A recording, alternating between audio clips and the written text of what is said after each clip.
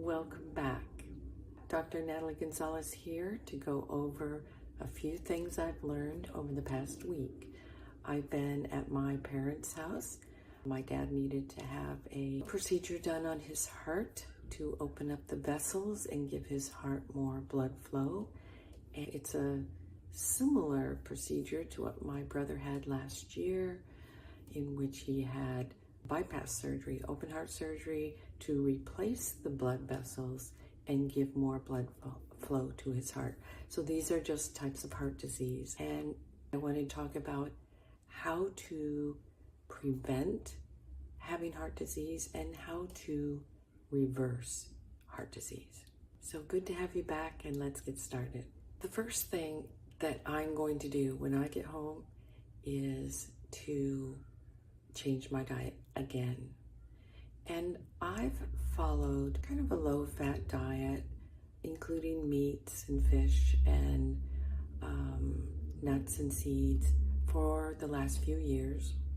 And I am genetically in a category in which it's going to be almost impossible to get those numbers of cholesterol, triglycerides, and HDLs and LDLs in the right place.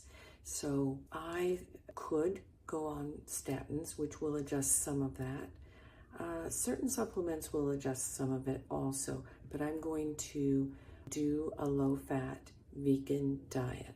And by that, I mean I'm going to eliminate meat, fish, poultry, nuts, avocado, coconut, any additional oils in my diet. And then I'm going to see where those numbers fall after 2 to 3 months. What I want is to see them get down so that the cholesterol is running 150 or lower and the triglycerides are way down. And I'll talk to you more about that as time goes on. But for right now, when I get home, I'm going to take out those things and I'm going to increase the protein that I'm getting in terms of beans and lentils, maybe some seeds.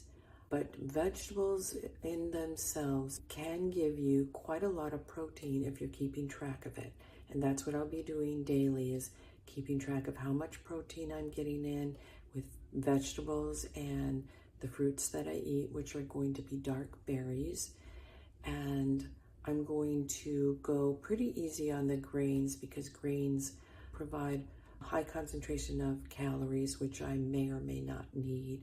But same with starchy vegetables. I usually limit grains and starchy vegetables to about twice a week. And I focus on the colorful above ground vegetables for most of my vegetable intake, with a few additions of starchy vegetables, which are usually root vegetables, and a little bit of corn.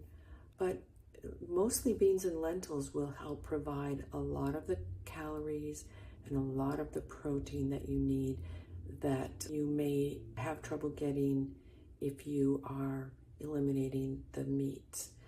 It's really the saturated fats that I'm concerned about, but really in the long run, it's the added fats.